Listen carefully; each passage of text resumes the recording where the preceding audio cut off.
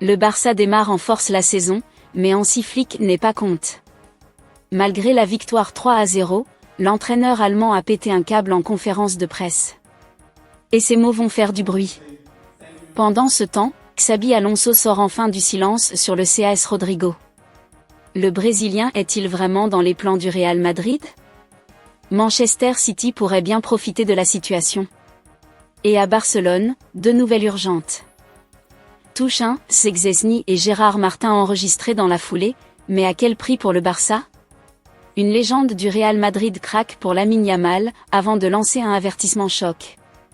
Enfin, le rêve fou du Barça, former le duo de rêve pour conquérir l'Europe? Les détails de cette bombe mercato.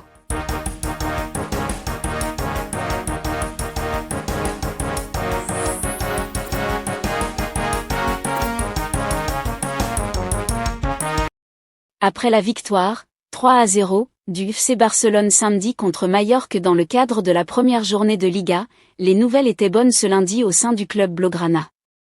Samedi, le FC Barcelone a tenu son rang de champion d'Espagne en titre pour débuter la saison 2025-26 de Liga par une victoire contre Majorque, 3-0. En supériorité numérique après les 2 cartons rouges reçus par les hommes de Jagoba Arrasate, les blaugrana n'auront pas forcé pour décrocher ce succès précieux. Une victoire après laquelle Hansi Flick avait accordé 2 jours de repos à ses joueurs. Si certains sont donc restés à la maison ce lundi, d'autres voyaient les choses autrement. Sport dévoile ainsi que Johan Garcia, Pedri, Dani Olmo, Wojciech Szczęsny et Oriol Romeu se sont entraînés malgré le repos accordé. Le tout sous l'œil de leur entraîneur, mais aussi de son personnel, tous présents au centre d'entraînement blaugrana. Retour aux affaires ce samedi pour le Barça. Samedi, le FC Barcelone disputera un nouveau match largement abordable.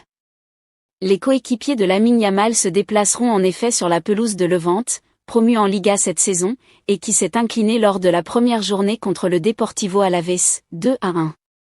Une rencontre que devront disputer à 100% les Catalans, de la première à la dernière minute. Hansi Flick s'était en effet plaint du relâchement de ses joueurs lors de la seconde période contre Majorque. Rodrigo à Manchester City, Xavi Alonso brise enfin le silence. Entre rumeurs persistantes et avenir incertain, Xavi Alonso sort enfin du silence au sujet de Rodrigo et coupe court aux spéculations.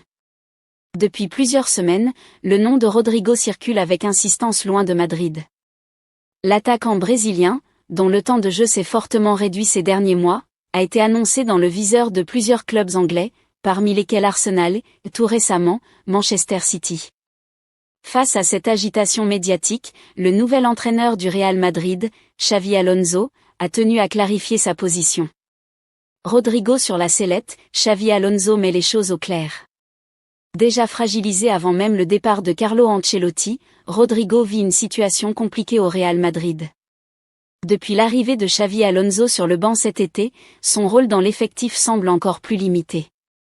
Lors de la Coupe du Monde des clubs, l'international brésilien a très peu été utilisé, ce qui a renforcé les doutes sur sa place dans le projet madrilène.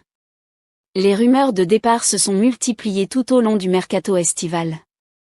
Arsenal s'est intéressé à son profil, mais Manchester City apparaît désormais comme l'un des candidats les plus sérieux pour attirer l'ailier de 24 ans. Les Ski Blues, toujours attentifs aux opportunités offensives, pourraient passer à l'action.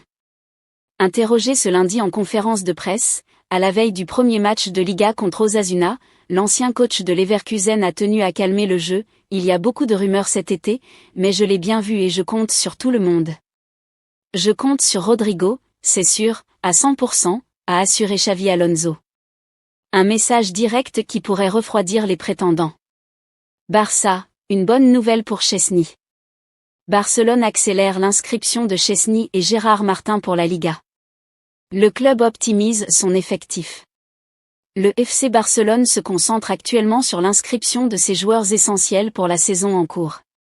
Selon Marca, le club met en priorité le gardien polonais Wojciech Szczęsny et le défenseur Gérard Martin. Ces démarches s'inscrivent dans une stratégie globale de gestion du fair play financier, indispensable pour aligner l'équipe sur les règles de la Liga. La semaine dernière, le club avait réussi à enregistrer Johan Garcia et Marcus Rashford, ce qui leur a permis de participer au match contre Majorque. Cependant, l'urgence se porte désormais sur les prochains dossiers à finaliser.